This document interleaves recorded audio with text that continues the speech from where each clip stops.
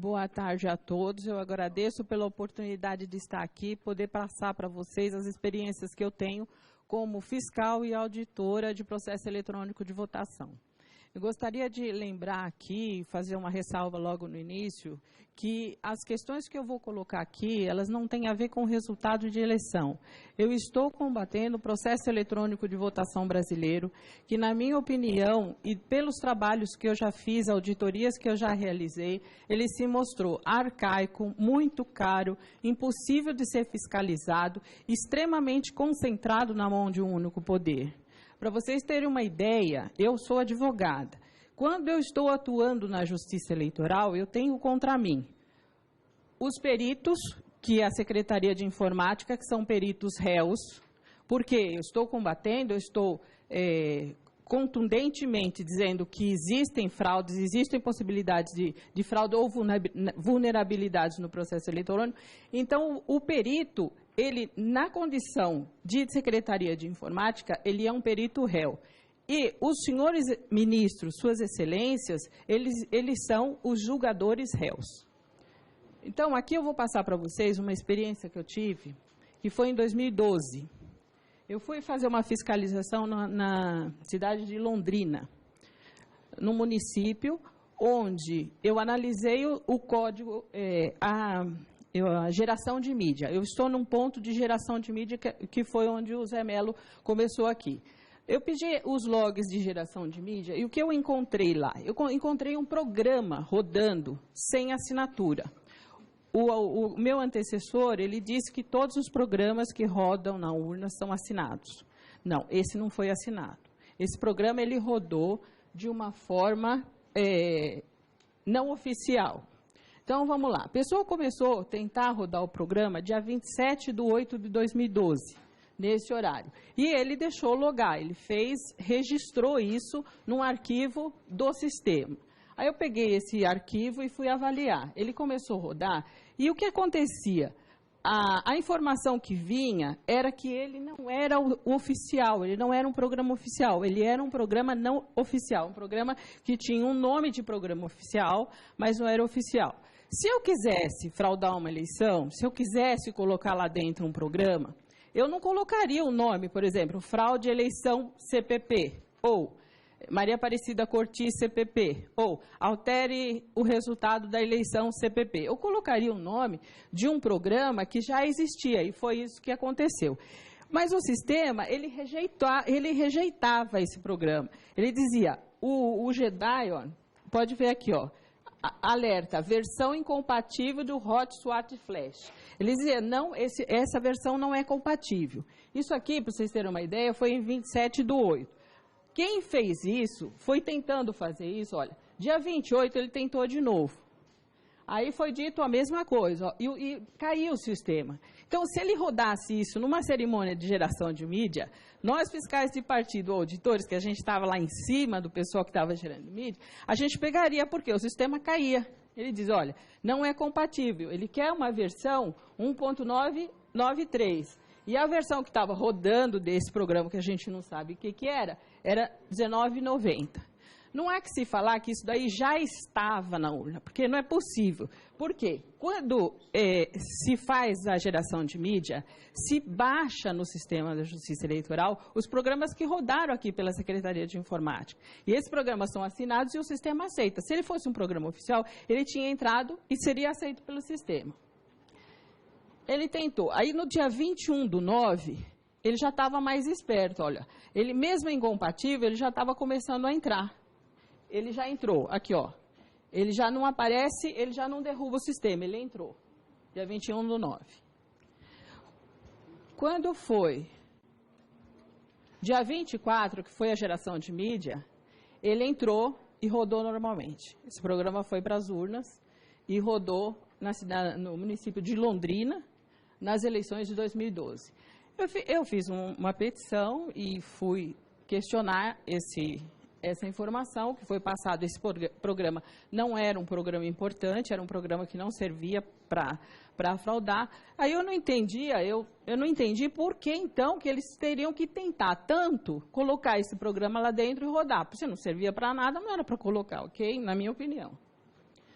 Bem, aí eu fui procurar quem tinha sido a empresa que tinha trabalhado nesse sistema. Aí eu tive mais uma surpresa. Quem trabalhou foi a empresa Smart Martic.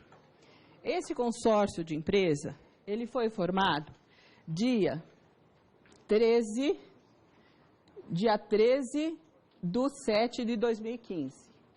No dia 17 de 7 de 2015, eles estavam assinando um contrato com a Justiça Eleitoral para exercitação de urna, ou seja, eles aceitaram a Justiça Eleitoral, pelos dados que tem no processo, ela aceitou essa empresa sem que ela estivesse ainda regularizada, o consórcio.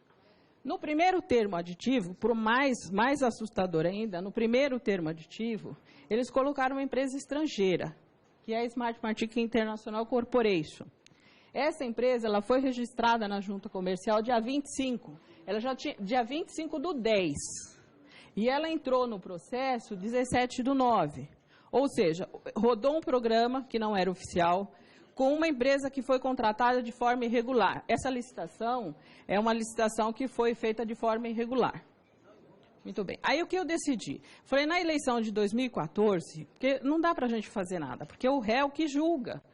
Os senhores, as suas excelências, os ministros, nada pessoal, mas são eles que julgam. Eu acho que não é muito proveitoso da minha parte ficar recorrendo judicialmente. Então, o que eu faço? Eu apresento o problema e deixo para eles resolverem. Infelizmente, eu não tenho obtido resultado. O que eu fiz? Na eleição de 2014, eu resolvi descobrir como que esse programa rodou. Aí, o que eu fiz? Eu pedi ajuda para o professor Diego Aranha, para o professor Pedro Rezende. Nós escolhemos um aluno, um ex-aluno da UNB, colocamos dentro do TSE para ele analisar código-fonte. E ele foi analisando sobre a orientação do professor Pedro e do professor Diego. Eu levei essas informações e disse, olha, onde pode estar o problema? Como eles estão conseguindo assinar programas nos estados? Porque o senhor, lembre-se que o meu antecessor disse que todos os programas são assinados. Não sai nada do TSE sem assinatura, ok? Confirmando? Ok. Então, vamos em frente. Se eu peguei o problema aqui, que foi na geração de mídia, eu peguei o problema aqui. Aqui é a carga das urnas, aqui é a totalização, divulgação. Eu peguei aqui. Então, o problema estava aqui. Aqui o que é? É o desenvolvimento dos programas no TSE. Então, tanto eu, professor Diego e professor Pedro, nós decidimos centrar nossas forças aqui. Vamos analisar o código-fonte. Analisando esse código-fonte, a gente achou uma coisa muito estranha, muito perigosa para a nossa democracia. O que aconteceu? Nós Presidente, temos questão de ordem. Está difícil de ouvir. Deixa eu ver se trocar o microfone. Eu acredito que é o plenário conversando. O plenário, aqui. Não é a professora. não sou, desculpa, pensei que era meu. Não. Vossa Senhoria pedir silêncio, por favor. Vou só pedir para que todos, então, respeitem a palavra da nossa convidada.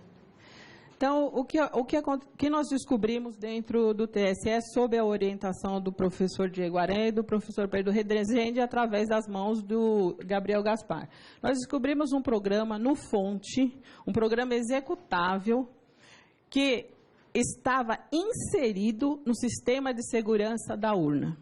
Ele é um subsistema do sistema SIS. Quando o senhor Zé Melo disse que entram os programas saem do TSE assinado, eles vão para os estados. O primeiro programa que entra é o SIS, que é o Programa de Segurança da Urna. Esse programa, dentro dele, tinha um programa chamado Inserator, que serviu para levar a capacidade de assinatura digital de programas não oficiais. Bom, eu já tinha conseguido metade do meu objetivo, porque como esse programa conseguiu rodar lá, se eles não tinham como assinar? Assinatura, gente, não pode ficar dentro do sistema de segurança. Assinatura é uma prerrogativa do TSE. O TSE não pode negligenciar isso e deixar ir para os estados.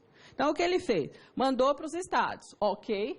Então, bastava que a pessoa conhecesse que existia esse programa, bastava que a pessoa fizesse um comando num computador, que ela conseguiria assinar um programa e pôr esse programa para rodar dentro da urna. Certo?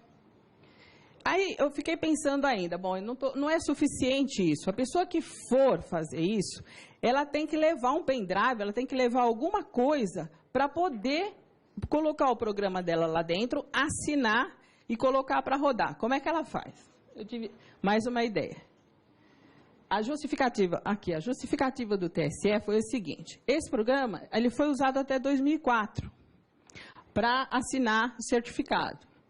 Em 2004 ele parou de ser usado e está lá para atender outros projetos. Senhores, ele pode estar lá para atender outros projetos desde que ele não vá para os estados. Mandar programa de assinatura para os estados é muito perigoso. E qualquer um, mesmo que for, digamos um advogado que não entende muito de computador, esse advogado, se ele tiver conhecimento disso, ele é capaz de assinar um programa e pôr para rodar. Aí vocês vão falar assim, não, mas a urna tem 7.999 travas. Não importa. Se esse programa for bem escrito, ele vai levar todas as travas consigo e vai até o final do processo, vai gerar um boletim de urna válido, e vai levar para a totalização e vai dar um resultado da eleição. Então, não adianta se fazer perícia, ou auditoria, o que for em urna, ou processo de totalização, se não se entrar no mérito do programa que está sendo mandado para os estados. Como está sendo desenvolvido, como ele está sendo escrito, qual é a capacidade dele de que tem uma pessoa nos estados de mudar o resultado da eleição. Bem, então vamos lá. Aqui mais uma informação. O programa, a informação que a Secretaria de Informática deu é que esse programa, ele estava na sala e não estava sendo usado, ele não estava na sala, ele estava no código-fonte. Ele é um código-fonte de um programa executável e que pode fazer uma assinatura digital e colocar um programa lá dentro e mudar o resultado da eleição. Ele não está na tabela de hash. Então, aqui eu discordo do meu antecessor, porque nem todos os programas que estão dentro da urna estão assinados, porque esse não está na tabela de hash, ele não tem assinatura. Por quê? Eu protocolei uma petição dizendo que ele estava lá e eu não encontrei a tabela de hash dele. Muito bem. Não se trata de uma biblioteca, ele é um programa executável. E não se trata de leitores de binários, por quê? Nós fizemos uma pergunta, eles insinuaram uma resposta, o Gabriel Gaspar foi lá por orientação do professor Diego e a gente viu que ele não tem nada, ele é um programa solto. Um programa que não tem conexão com outros programas. Bom, aí eu vou falar. Aí eu fiquei em dúvida. Como eles conseguiriam colocar esse programa dentro da urna sem que eles levassem um pendrive ou que o fiscal tivesse lá prestando atenção de que aquele programa estava sendo inserido de forma clandestina? Eu pedi para fazer um teste no sistema com computadores conectados à internet e computadores não conectados à internet. Quando se gera mídia, o fiscal de partido não tem como saber se o computador está ou não ligado à internet. Não existe nenhuma trava nesse sentido. Então, a urna realmente não está conectada à internet, mas o computador está. Por quê? O que a gente detectou aqui foi, não existe nenhuma trava, o programa roda normalmente, é feito. Então, como a pessoa faria para ela inserir esse programa que ele próprio vai assinar? Ele deixa o computador conectado à internet, assina um programa que ele quer que rode, que dê um comando para ele até o final e vai limpando a área até produzir um boletim de urna válido, e baixa o programa da internet e pronto. Não tem problema nenhum nisso. Então, eu descobri o que, na minha opinião, aconteceu em Londrina. O programa rodou, com uma assinatura oficial. Como que ele foi colocado lá dentro? Só deixar o computador conectado à internet, mais nada. Nós fizemos uma petição, mandamos essas informações, e como eu disse, eu acho que não é muito produtivo para nós, advogados que militamos nessa área, para a gente ficar recorrendo. Por quê? O perito é réu, e os julgadores são réus também. Então, não adianta, eu nunca vou ganhar, sempre eles vão ter uma solução, seja ela qual for, que vai ser contrária à minha demonstração, porque isso é prova, o programa rodou. Tem um programa lá dentro que dá para assinar. E essa justiça eleitoral que eles falam, senhores, dizer que está tudo certinho, tem transparência, Eles não me deram o endereço. Eu não conheço isso, porque eu já dou desde 2002 que eu venho até o TSE tentando fazer auditoria, tentando conhecer esse processo, tentando deixar a coisa um pouco mais fácil nos estados. Eu não consegui. Então, deve existir 2 TSEs, que não esse que eu conheço. Bom, lógico que a minha petição foi indeferida, até porque disseram que eu não tinha competência para fazer, etc. Então, eu trouxe a mesma foto, Zé Melo. Mas só que eu estou dizendo o seguinte, eu não assinei, ninguém assinou esse programa. E outra coisa, eu quero exortar o Ministério Público, porque o Ministério Público é um órgão maravilhoso, um órgão muito capaz, um órgão muito competente. Só que ele está assinando a petição que a Secretaria de Informática faz, sem ler. Eles não leem, eles assinaram o programa, a OAB também assinou e não leram. Quem fez a petição foi a Secretaria de Informática, que é responsável por tudo isso. Bem, aí eu voltei um pouquinho mais para a Smart Martic esse ano de 2014. A Smart Martic, a empresa, a Corporation, é uma empresa internacional, não tem autorização para funcionar no Brasil, não tem CNPJ, e é uma empresa que não poderia estar prestando serviço para a Justiça Eleitoral. Mas qual não foi mais... Ela tem problemas em vários países que ela entra kamikaze. Esse ano ela tentou fabricar urna, licitação 53. Ela entrou kamikaze com um monte de documento que, assim, a gente teria que analisar de uma forma mais fria, mais coerentemente para poder aceitar, mas mesmo a Justiça Eleitoral não aceitou. E aqui, qual foi a minha surpresa? A Justiça Eleitoral, no julgamento de uma petição que foi feita para que se fizesse auditoria no processo eletrônico de votação, ela deu a seguinte jurisprudência para nós, advogados. Os sistemas e programas utilizados nas urnas de propriedade da Justiça Eleitoral não podem ter seu acesso franqueado a pessoas físicas ou jurídicas estrangeiras ou vinculado a países ou entidades internacionais. Tal providência implicaria ofensa à soberania nacional, um dos fundamentos da República Federativa do Brasil.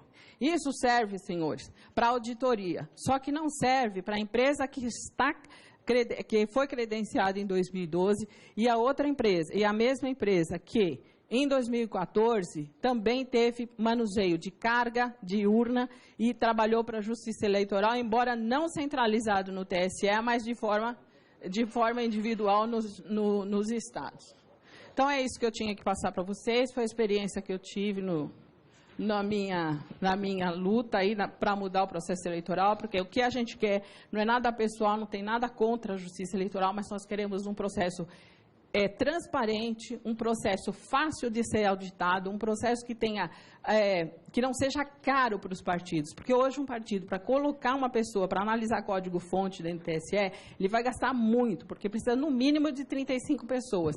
E esse 180 dias, vocês não pensem que vocês vão ficar sabendo de tudo o que acontece, não, porque ele é feito num outro lugar e passado para a gente só quando os programas estão prontos. E existem programas que ficam prontos no dia que eles são lacrados.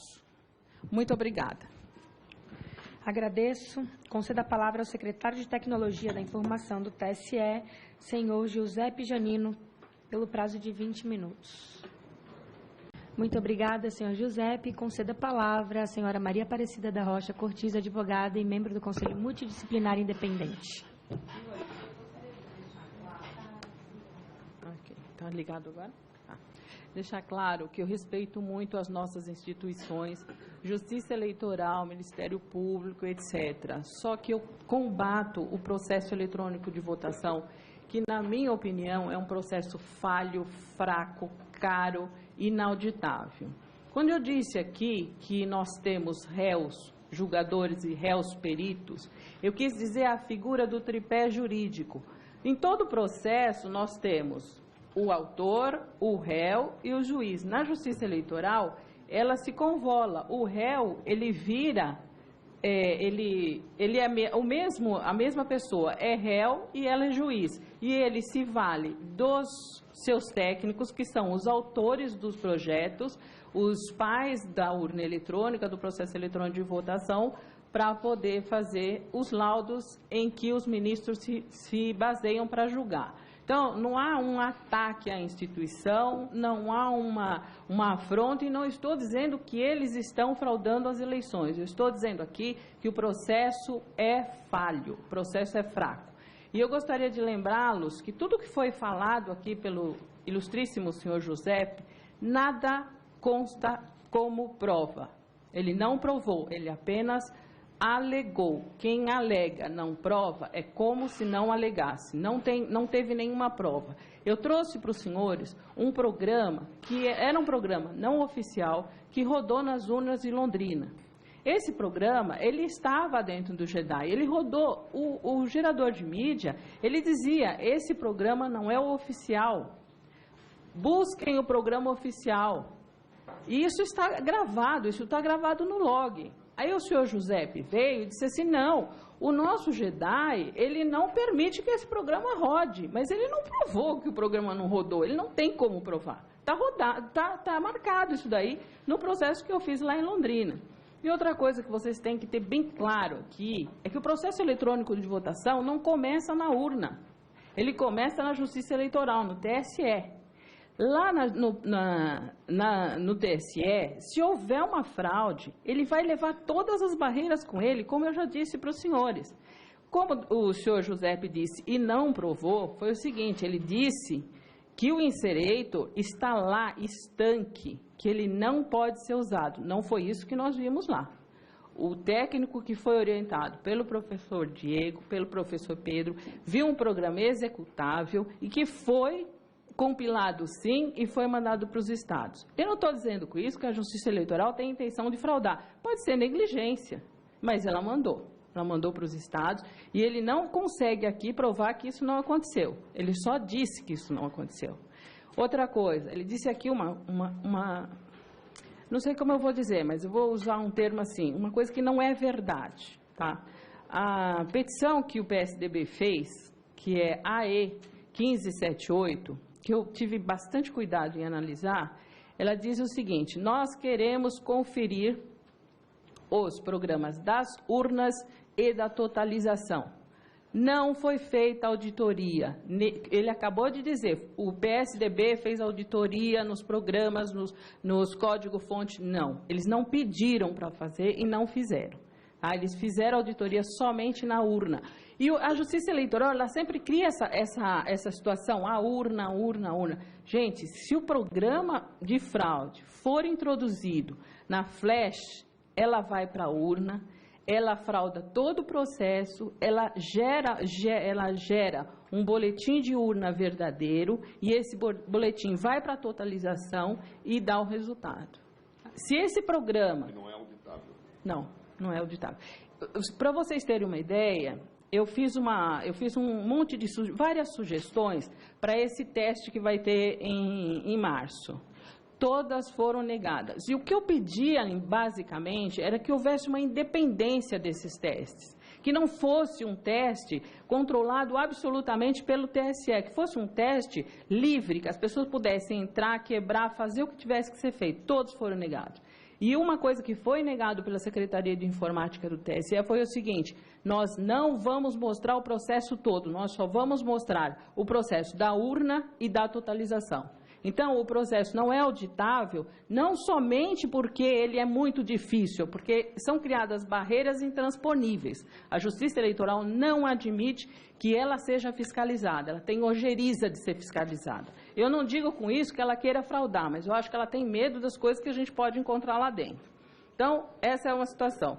Essa auditoria do PSDB, se foi usado nessas urnas, que eu não posso garantir que foi, e nem que não foi, se foi usado um programa de assinatura dentro da flash de geração de mídia, ninguém vai pegar nada, porque ele vai limpando. Ele depende da capacidade do programador. Ele lá vai limpando e vai levar a um resultado que é o resultado da urna, que não necessariamente é o resultado que o eleitor quis. Me perguntaram aqui se eu estou vinculada a partido. Não, eu não sou vinculada a partido nenhum. Por exigência da Justiça Eleitoral, eu só consigo entrar na Justiça Eleitoral se eu tiver como indicação um partido. Então, eu sempre vou por um partido. Só que eu já trabalhei para o PSDB, PCdoB, PSB, PMDB, eu já trabalhei para todos os partidos. Quando eu saio da Justiça Eleitoral, depois que eu fiz a análise, eu levo isso para os estados como uma coisa séria. E eu gostaria de deixar claro aqui o seguinte, a mesma fé pública que a Justiça Eleitoral tem, que os técnicos que estão aqui têm de dizer, olha, eu sou honesto, eu também posso dizer. Porque quando eu entro lá, eu entro com a maior boa vontade de deixar o processo transparente, de mostrar depois nos estados que isso é realmente uma coisa impossível de ser fiscalizada. Então, é uma fé pública dos dois lados. Aqui não tem mais porque é a Justiça Eleitoral e menos porque é advogada. Eu trabalho para partido, faço essa fiscalização há muitos anos e me considero também com a mesma fé pública do TSE. Outra coisa, não foi possível provar a fraude. Agora, mais uma vez, eu vou fazer aquela figurinha para vocês que não é nenhum desrespeito.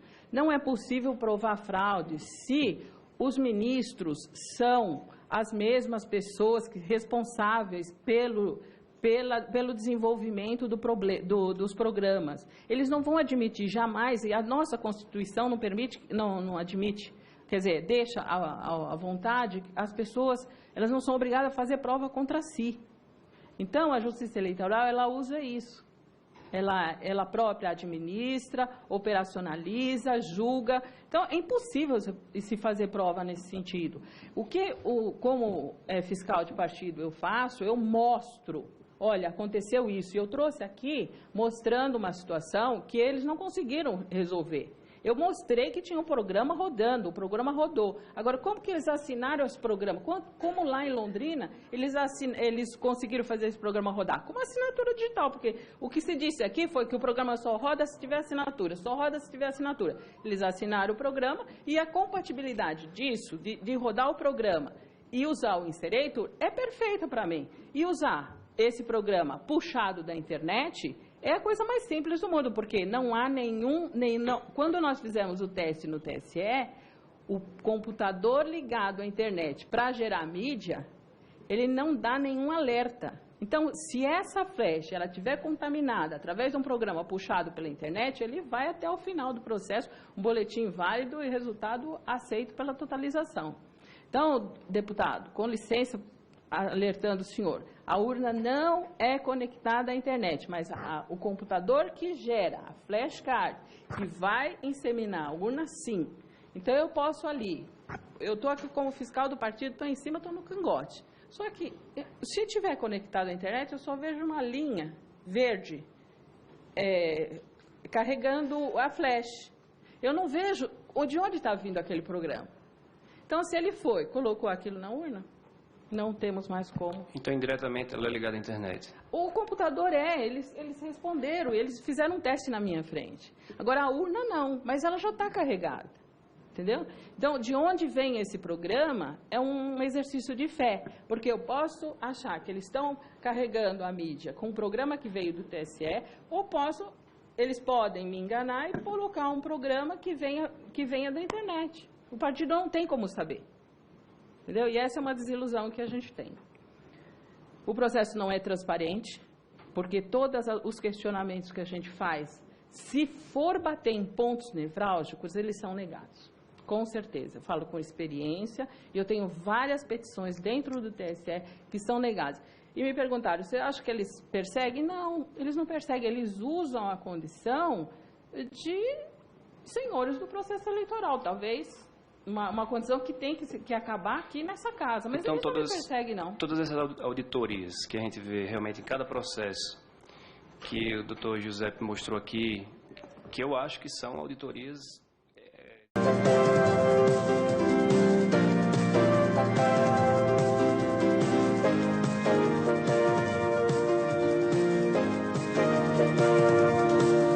Este é o programa Debate Brasil e eu sou o Paulo Passarinho. Hoje vamos conversar um pouco sobre as urnas eletrônicas. Para tanto, vamos aqui entrevistar o jornalista Oswaldo Maneschi. Oswaldo Maneschi, é um prazer recebê-lo aqui no nosso programa Debate Brasil.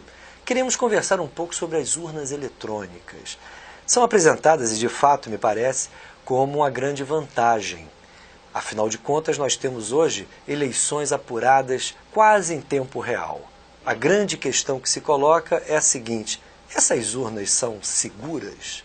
Nós sabemos que na época do voto em papel, a fraude era generalizada, porém localizada em cada mesa apuradora. A possibilidade de fraudes eletrônicas torna a situação muito mais grave.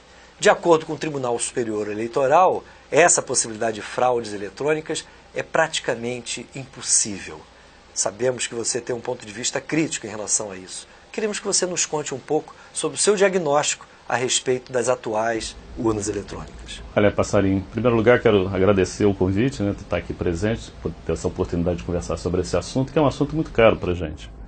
É um assunto caro porque, bom, eu digo para você, se o Tribunal Superior Eleitoral afirma, pelo menos faz a gente tentar acreditar nisso, com essa propaganda toda que tem nessas épocas de eleição, que as urnas eletrônicas brasileiras são 100% seguras, eu quero afirmar, entendeu, que nossas urnas são 100% inseguras. E eu quero explicar por quê para os nossos telespectadores. As nossas urnas são urnas de primeira geração. Por que a gente afirma que são urnas de primeira geração? Elas foram desenvolvidas, o voto eletrônico começou no Brasil em 1996. E as nossas urnas foram desenvolvidas, projetadas no início dos anos 90. E você sabe que a informática é uma coisa que muito rápido, evolui muito rápido, muda muito rápido. Chamamos as urnas eletrônicas brasileiras e semelhantes às brasileiras de primeira geração pelo seguinte: são urnas totalmente dependentes de software. Elas são máquinas eletrônicas com o objetivo do eleitor votar. Realmente elas são muito rápidas. Nós temos o resultado em menos de 24 horas. Você vota de manhã no Jornal Nacional, você já está sabendo quem está eleito, quem perdeu a eleição. Mas eu digo para você que é uma coisa, e reafirmo que é 100% inseguro pelo seguinte: numa eleição, o que é mais importante? A velocidade da gente saber quem ganhou, quem perdeu, ou a segurança de que o resultado está correto? E as nossas urnas não permitem essa segurança com relação ao resultado. Por quê? Porque são urnas, como eu disse, de primeira geração, totalmente dependentes de software, e o eleitor, que é o principal interessado nisso tudo, o eleitor que chega ali tem direito a um voto para eleger alguém, o eleitor não tem como comprovar que o voto que ele fez na máquina efetivamente foi contado corretamente. Isso é uma questão que aparentemente é muito simples, mas o simples fato de você escolher seu candidato, digitando aquele número, apertar a tecla verde, confirma, fazer o trilhilim da urna e significa o seguinte: o eleitor não sabe para onde foi o voto dele. A questão prática é isso. Então, de cara, eu quero dizer para você, somos 143 milhões de eleitores aqui no Brasil hoje, e uma maneira muito fácil de resolver isso, de tornar o nosso voto eletrônico 100% seguro, é que essa máquina imprima o voto. Por quê? Os 143 milhões de eleitores brasileiros, vendo um papel impresso com o voto dele, eles vão ter, primeira coisa, que vão ter certeza que o software que está dentro da máquina está correto. Eles estão votando no ciclano e está saindo o nome do ciclano. Que se você depende de um programa, um software, acontece o seguinte, Passarinho: esse software tem várias fórmulas de se alterar um resultado de software. Existe inclusive em informática, quem entende da área sabe, o que as pessoas chamam de ovo de Páscoa. É um programa dentro do programa que é executado, faz a função dele e se apaga na hora que sai o resultado final. Ou seja, pode ter um programa subrepetício lá dentro da máquina que o eleitor, ninguém entende como é que funciona. O eleitor comum que eu estou falando não entende como é que funciona aquilo. Esse programa pode desviar votos do candidato A para o candidato B. Isso é uma coisa gravíssima, perigosíssima. Para encerrar, quero te explicar o seguinte: esse tipo de máquina totalmente dependente de software que usamos no Brasil foram inventadas na Holanda, embora a Justiça Eleitoral brasileira diga que foi ela que inventou, não foi. As primeiras máquinas de votar totalmente dependentes de software foram feitas na Holanda. E a Holanda abandonou por essa questão da insegurança do resultado. A Bélgica usou esse tipo de equipamento, abandonou.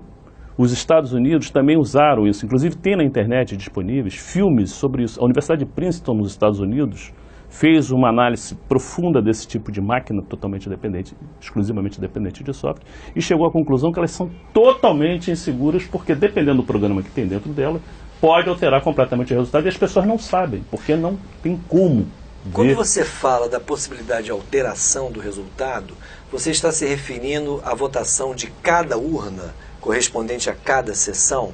Porque há a história, por exemplo, da chamada fraude do Proconsult, onde havia uma tentativa de fraude a partir da totalização dos votos. Antes de entrarmos nesse campo, no tocante ao resultado de uma urna específica, cada software que você se referiu diz respeito ao resultado de cada urna? Deixa eu te explicar como é que funciona isso hoje no Brasil. Os partidos políticos, todos eles, têm direito, por lei, a fiscalizar a urna, o software, o programa que está dentro da máquina. O TSE abre, hoje, sou fiscal do PDT para esse assunto, há 16 anos, desde 98 que eu estou credenciado junto ao TSE e acompanho esse assunto, desde de 98. Então, para as pessoas entenderem, o TSE desenvolve o software das eleições, por exemplo, vamos ter uma eleição presidencial agora aqui na frente. Fechou semana passada o programa de lacração do software. Ficou aberto durante alguns meses para fiscalização partidária. Para você ter uma ideia do problema, só o PDT que mandou técnico e informática para examinar o programa. Agora, qual é o problema desse programa que o TSE disponibiliza? O TSE disponibiliza esse programa para ser examinado. Você tem um computador lá, você não pode levar um papel, você não pode levar uma caneta, você não pode levar um lápis. Você não pode levar nada, porque teoricamente você vai ter acesso ao código-fonte, você não pode de forma alguma ter cópia desse código-fonte, que é exclusividade do TSE. Agora, para entender a complexidade da coisa, a nossa urna eletrônica tem em torno de 80 mil arquivos dentro dela, 80 mil, aproximadamente 17 milhões de linhas de código-fonte que esses arquivos, 80 mil arquivos, processam. Quando você se refere à urna eletrônica, você está se referindo ao sistema como um todo ou à urna que nós temos contato na sessão eleitoral? Sessão eleitoral, cada sessão eleitoral no Brasil equivale a uma urna. Uma urna tem uma urna eletrônica tem em torno de 600 eleitores em cada uma no Brasil. Na eleição nacional, o Brasil é um país continental, todos nós sabemos disso, tem 8 milhões e meio de quilômetros quadrados e aproximadamente 452 mil sessões eleitorais. Então o TSE faz um programa em Brasília, um programa para funcionar nas 453 mil urnas eletrônicas. Pronto esse programa, que foi o que semana passada nós tivemos lá, vimos, acompanhamos, depois desse processo todo, que demora alguns meses, fica pelo menos aberto para a conferência. Então, quero afirmar, é impossível para qualquer ser vivo mortal, pode ser o cara maior autoridade mundial em informática, é impossível você conferir 17 milhões de urnas de linhas de código-fonte, não podendo levar nenhum lápis, uma caneta. Você pode ver as linhas na tela, você pode ver 17. Então, 17 milhões, os especialistas, cito o professor Pedro Rezende, do Departamento de Ciência da Computação da Universidade de Brasília, ele nos diz, já também acompanha bastante tempo essa discussão, que nas 17 milhões de linhas bastam 4 ou 5 linhas com um ovo de Páscoa, um subprograma, para desviar voto de A para B ou para C. Então, onde é que você vai achar essas 5 linhas em 17 milhões? Então é um negócio impossível, humanamente impossível você conferir software. E quero dizer para você que a urna eletrônica poderia ser perfeitamente, os técnicos da área de informática dizem isso, que é uma máquina eletrônica para contar aproximadamente 600 votos. Não precisava ter toda esta complexidade de linhas, de programas, etc, etc, etc. Depois de muito custo, é importante vocês entenderem que depois de muito custo, de muita insistência nossa, aos pouquinhos o TSE foi abrindo um pouco. Para você ter uma ideia da gravidade disso tudo, Passarinho, as urnas eletrônicas começaram a ser usadas no Brasil em 1996. E só em 2000 que nós votamos nacionalmente nessas urnas. Foi o primeiro país de dimensões continentais a usar um sistema eletrônico de votação. E o sistema eletrônico de votação passa também pelo cadastro de eleitores. Que em 1986 houve um recadastramento nacional de eleitores aqui no Brasil, onde deixamos o título antigo e passamos a usar esse título novo, que desde na época, nós já criticávamos, porque é um documentozinho de computador, uma coisa simplérrima, que permitiu, desde de 86, quando houve esse recadastramento nacional de eleitores, duas coisas. Primeiro, a implantação do voto eletrônico em 96, 10 anos depois. Só que a Justiça Eleitoral não nos disse que o recadastramento nacional de eleitores era para isso. Que cada eleitor brasileiro tornou-se um número, exatamente o número que possibilita, quando o cara chega na sessão eleitoral, o número do título dele é que o mesário digita naquele terminalzinho que é acoplado à urna, bota ali o número do título e habilita a máquina para o cidadão votar. E é o Tribunal Superior Eleitoral que garante a você, a mim, aos 143 milhões de eleitores, que o fato de depositar ali o número do teu título e em seguida você votar, garante a você que teu voto continua sendo sigiloso e secreto. É apenas o TSE que garante isso. Nenhum técnico de informática teria condições de atestar isso. Garante exatamente o inverso, e a coisa de um ano atrás, houve o que a gente chama de teste de penetração, promovido pelo próprio TSE. O que é um teste de penetração informática?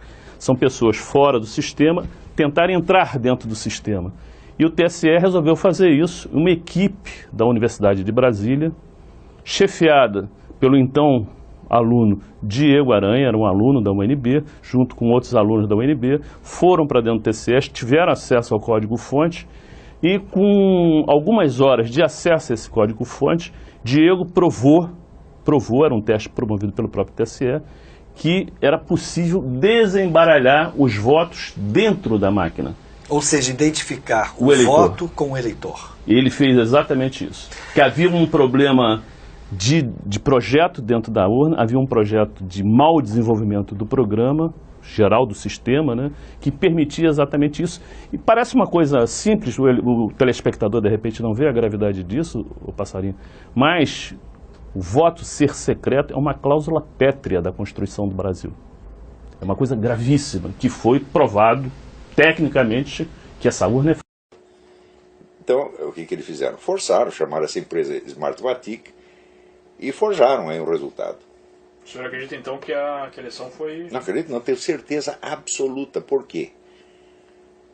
Não precisa ter havido fraudes aqui e ali. Apuração secreta é fraude. Está entendendo? Porque se você não tem meio de verificar os votos, pronto, acabou. Essa proposta não é proposta indecente.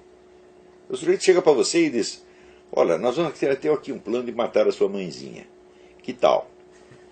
Precisa haver alguma falha no plano? Não, o plano em si é monstruoso. Então aqui nós vamos fazer uma eleição e ninguém vai poder verificar os votos. Só nós. Essa é a proposta indecente. E ela já foi realizada. Pior, chamaram essa Smartmatic, que é uma empresa já acusada de fraude em 1000 lugares. É a empresa que aqui nos Estados Unidos, inclusive, né? Aqui nos Estados Unidos, é claro. Então, forjou a vitória do Hugo Chávez e ela existe para isto. E eles fizeram um negócio que não dá para você auditar as máquinas depois. Então, por assim dizer, é o crime perfeito. Claro, você pode fazer as contas, ele faz as contas tudo de novo, mas a fraude não está nas contas, está nas máquinas, meu Deus do céu. E não dá para rastrear mais. Então tinha que anular essa eleição. Isso certo, irá anular essa eleição e fazer outra. Não interessa, roubou 3 votos, roubou 1 voto para Dilma. Não interessa se roubou. Não é válido. Não é válido. Uma apuração secreta simplesmente não é válida. Uhum. Agora, você veja, o sistema hegemônico chegou a tal ponto que o pessoal aceitou isto. Uhum. Agora, você aceita isso e depois você fica dizendo: houve uma fraude nesta urna, houve outra fraude naquela urna. Meu Deus. Desculpa que tinha que esperar o fechamento das urnas no Acre para começar a... Quer dizer, mas isso é irrelevante, você está entendendo? A única coisa relevante é o seguinte: é a apuração secreta. E isto, por definição, é uma fraude. Não há transparência. Quando foi anunciado, já anunciou o resultado final. Não tem transparência nenhuma, é totalmente opaco. E os caras propõem isso e você aceita. Não é isso? Isso é a mesma coisa que você, né, aceitar um estupro e depois reclamar que está doendo, porra. Tá, vamos fazer uma votação aqui para o síndico do prédio. Então dá os votos aqui para mim, eu vou lá na sala, vou contar e depois eu ver quem ganha. Claro. Tu entra naquele negócio do Stalin, falando: não interessa quem vota, interessa quem conta os votos. E ele mesmo, ao contrário, São, parece que 23 pessoas apenas. Não é isso? Então, o sistema é fraudulento em si. Não precisa ter havido fraudes pontuais para piorar o negócio. Up here in the United States, we see stories about, well, Brazil just went through another election, and you had a very close election there on the presidential contest, and Dilma Rousseff. It was not an election, because if the counting of the votes is secret, you cannot trust it. This is not a real, it's not a normal election. It's not a legitimate election. This is a fraud, a complete fraud. Mm-hmm. And the guy who was responsible for the counting of the votes as the president of the Electoral Commission, he had been a lawyer for the attorney for the Workers' Party. He worked for the Workers' Party for years. Mm-hmm. And was a protege of the Workers' Party, and he just returned the favors he received. So only 23 people follow the vote, the counting of the votes. This is so absurd. This is so obviously a fraud. How much resistance is there in Brazil? Now, you know, today there was news from the government itself. You know what the support for Dilma now? 7%. 7%. So 93% of the Brazilians are against Dilma Rousseff. And yet she just won that election, according to the official count. Didn't she get about 52% of the vote? She won no election at all. Okay. How can you say that? How can we accept a secret counting of votes? Totally fraudulent. Totally fraudulent. Yeah. We can never accept this. An election has to have transparency. Everybody has to have access to the counting of the votes and verify, and then we accept, well, you won. We count the votes and you won. That's okay. But we cannot count the votes. We cannot even see the votes. And the machines are programmed not to be audited. They cannot be audited. Mm-hmm. So it's useless to count the votes now, because only the votes that are registered in the machines, only final results are there.